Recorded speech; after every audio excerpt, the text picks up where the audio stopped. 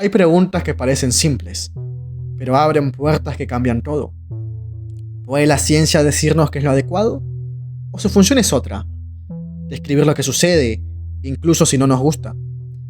Max Weber, uno de los fundadores de la sociología moderna, dio una respuesta tan clara como incómoda para algunos ideólogos. La ciencia y los valores deben ir por sendas distintas, como el bisturí y la mano que lo emplea. Hoy vamos a entrar en ese universo, con calma, con exactitud y también, muy importante, con ejemplos concretos, para que la idea no quede en mera abstracción. La distinción central.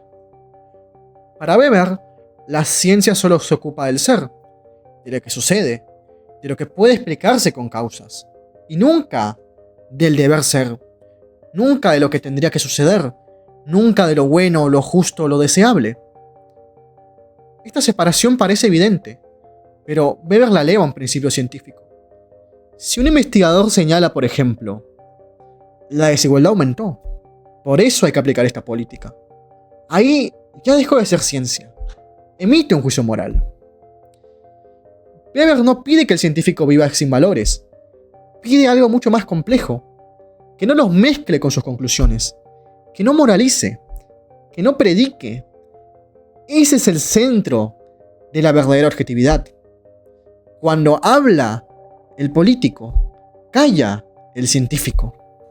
Pero, ¿cuándo nos habla una persona como científico o como político? El contexto y los predecesores. Para entender este método, hay que entrar en el ambiente intelectual alemán de fines del siglo XIX. Una época en la que filósofos, economistas e historiadores discutían en cómo estudiar la vida social, cómo estudiar la sociedad. ¿Podría la historia, la sociología y la economía estudiarse como la física? Ese fue el clima del famoso Methodenstreit, o quizás sin tantos aires de pretensión, la famosa batalla del método. Dilthey y la comprensión vivida. El filósofo e historiador alemán Dilthey sostenía que las ciencias del espíritu debían captar la vida humana desde dentro, no limitarse a describir hechos, sino reconstruir la vivencia, entender las motivaciones desde su propio horizonte vital. Una mirada romántica e irracional, si se quiere. Comprender para él era más como volver a vivir lo que vivió el actor. Para Weber, esta intuición tenía un gran valor, pero también un gran riesgo. Si comprender era solo revivir la experiencia ajena, la ciencia social podía perderse en la simple psicología o psicologismo, o peor, en simples proyecciones personales. Por eso Weber ajusta la idea. La comprensión no es empatía emotiva, sino la reconstrucción racional del sentido. No se trata de sentir lo que sintió otro, sino de proponer hipótesis interpretativas y ver si se ajustan de forma coherente y racional a la acción observada. De esta manera, Weber no descarta a Dilthey. Toma su idea de que la acción humana debe entenderse desde su sentido, pero la convierte en una herramienta metodológica controlada, como veremos en adelante, no en psicología interna, no en meras proyecciones personales. Así nace su visión del Verstehen, o, traducido al español, comprensión. Una comprensión guiada por conceptos, imputaciones causales y contraste empírico. Windelband, lo nomoético y lo ideográfico. El aclamado filósofo neocantista Windelband distinguía entre ciencias que buscan reglas generales, nomoéticas, y ciencias que estudian lo único, lo irrepetible, ideográficas. Weber usa esta distinción, pero sin rigidez. Para él la sociología necesita de las dos cosas: conceptos generales para ver patrones y atención al sentido singular de cada proceso histórico. No acepta que las ciencias sociales se limiten a narrar lo único. Necesitan modelos, comparaciones, tipos ideales. Sin eso el mundo social será un caos sin forma, una mera descripción de lo particular. Rickert y la significación cultural. Rickert, alumno de Windelband, aporta justo el engranaje faltante en la lógica de Weber. La idea de que las ciencias históricas, culturales o sociales no buscan leyes universales, sino fenómenos con relevancia cultural. No estudiamos lo más natural, sino lo que desde un horizonte valorativo se vuelve significativo, importante. En Rickert, esos valores no son verdades eternas, sino criterios. Estos criterios permiten seleccionar una pequeña parte del flujo infinito y de la amalgama de lo real y convertirla en un objeto de estudio. Weber adopta este punto sin reservas y lo vuelve un principio. Solo podemos analizar una mínima parte de la realidad. Necesitamos una orientación valorativa inicial para elegirla. Esta es la relación del valor, aquello que define el recorte. Pero aquí llega la ruptura decisiva. Weber no admite que la objetividad científica dependa de la validez objetiva de estos valores, de estos criterios. La objetividad, según él lo entiende, es puramente procedimental. Imputación causal, conceptos claros, supuestos explícitos, consistencia interna. Los valores eligen el tema. El método decide la verdad del análisis. De esta manera, Weber transforma la intuición neokantiana en un método moderno.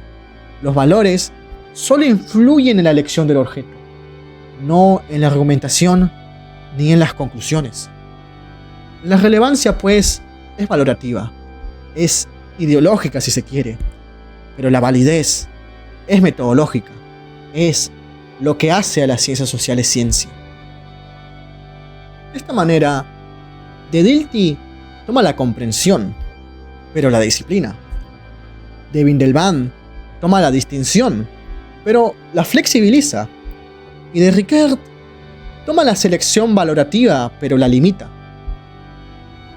Con todo esto, Weber construye las bases metodológicas y epistemológicas de su sociología. Una ciencia social capaz de interpretar el sentido y explicar causas, sin psicologismo, sin relativismo y sin moralizar. ¿Por qué elegimos lo que elegimos? Pongamos a prueba estas ideas en un breve ejemplo. Supongamos que estamos investigando el empleo precario en Argentina. ¿Por qué este tema y no otro? Por ejemplo, la corrupción, el transporte o la religión. ¿Por qué este tema es importante? ¿Por qué esto es relevante culturalmente? Como vemos, la selección de nuestro objeto de estudio está influenciada por valores. Desde la lógica de Weber, esto es algo que se debe asumir. Sin embargo, hay una regla firme. Una vez que se elige el tema, los valores deben quedar por fuera del análisis. La objetividad, según Weber. Ahora bien, con toda esta argumentación, uno podría llegar a la conclusión de que, bueno, elegir un tema de estudio, hacer ciencia siempre contiene valores en la decisión. Pero ¿cómo nos aseguramos que dichos valores no intervengan dentro de la propia investigación? Hasta ahora lo estuvimos adelantando un poco con ciertas palabras. Modelos hipotéticos, causalidad, imputación, pero estas son simplemente palabras vacías si se quedan en esto. Todavía queda la gran pregunta. ¿Cómo garantizar la objetividad si partimos de la subjetividad? Justamente acá entra en juego algo que venimos adelantando y a lo que Weber llama la imputación causal. Es el hecho de no buscar leyes universales, sino vínculos causales adecuados, plausibles, verificables y comparables. ¿Por qué no buscar leyes universales dentro de las ciencias sociales? Bueno, uno podría preguntar si siquiera podrían existir leyes dentro de las ciencias sociales. Como dijo Windelband, la realidad que persiguen las ciencias ideográficas es mucho más compleja de las naturales, es mucho más caótica. No parecen haber patrones ni reglas detrás de ello. Es por eso justamente que las consideraba como las ciencias del estudio de lo único, de lo irrepetible. Pero bueno, suficiente discusión filosófica. Volvamos al tema, la causalidad, la imputación causal. ¿Cómo funciona esto? Bueno, para Weber esto se desempeña mediante lo que él denomina lo que es el método contrafáctico. Es decir, trabajar con juicios de posibilidad objetiva. Es un proceso simple. Identificar factores, imaginar lo que pasa si uno desaparece, comparar con lo sucedido, y si la diferencia es grande, bueno, se podría llegar a la conclusión de que este factor fue decisivo. No es algo muy alejado de cómo operan las ciencias sociales actualmente. Pongamos un ejemplo.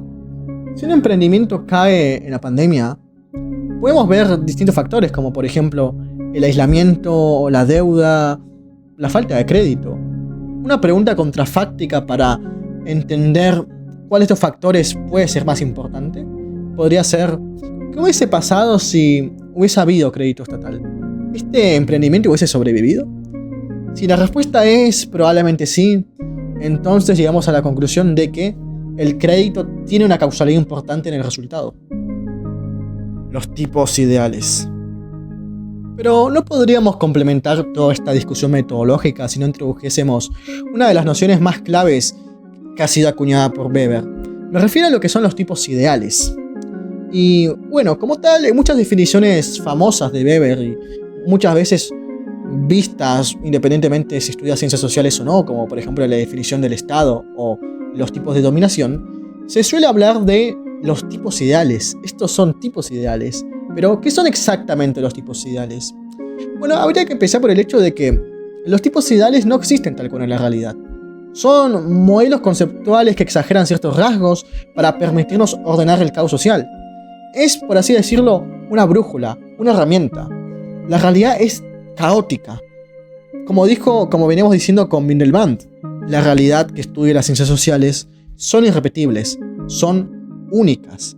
Pero se pueden encontrar ciertos patrones mediante la exageración, mediante la búsqueda justamente de modelos conceptuales que capten lo caótico, lo irrepetible, que traten de darle un orden, no porque lo tenga, no porque sea totalmente correspondiente, sino porque justamente nos sirve como una brújula, nos sirve para comprenderlo, nos sirve para entenderlo. Un ejemplo clásico en este aspecto, por ejemplo, sería la burocracia. Uno podría pensar en reglas fijas, jerarquías claras, impersonalidad y documentos. Y bueno, si uno se va a la definición de Weber, podría seguir profundizando eso.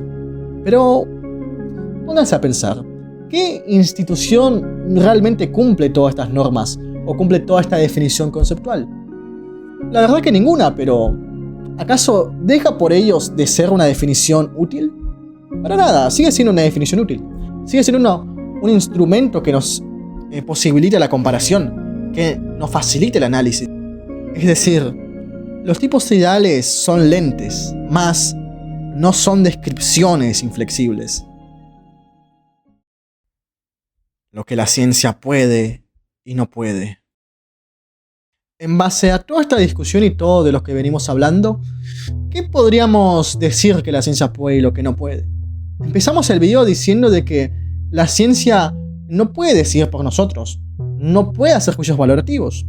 Y hacer una breve recopilación, podemos decir que la ciencia no puede fundar valores, la ciencia no puede decir que es lo adecuado, no puede diseñar programas morales y no puede justificar la militancia. Pero en cambio, lo que sí puede hacer la ciencia, por ejemplo, es evaluar si tales medios sirven para tales fines, sin implicar un juicio sobre si esos fines son significativos o son morales. La ciencia puede mostrar contradicciones entre fines y efectos, puede analizar consecuencias no buscadas o aclarar qué valores están detrás de cada decisión. Pongamos un ejemplo actual. Un político puede querer impedir Uber para proteger el empleo. La ciencia puede mostrarnos si la medida baja la oferta, si crea más o menos trabajo, si suben los precios, si aparece un mercado informal. Vamos, si la propuesta es racional. Pero no puede decidir los valores que están detrás de ello. No puede decidir por nosotros si proteger el empleo vale más que la libertad económica. Esto es moral. Estos son valores. Esto es ética. No es el campo de la ciencia. Son decisiones que tenemos la responsabilidad de tomar nosotros mismos. Bueno, ya estamos llegando a la conclusión de este video y me gustaría reflexionar por qué estas preposiciones de Weber siguen siendo importantes, o por qué Weber sigue siendo importante incluso después de un siglo donde se han desarrollado diferentes teorías sociológicas.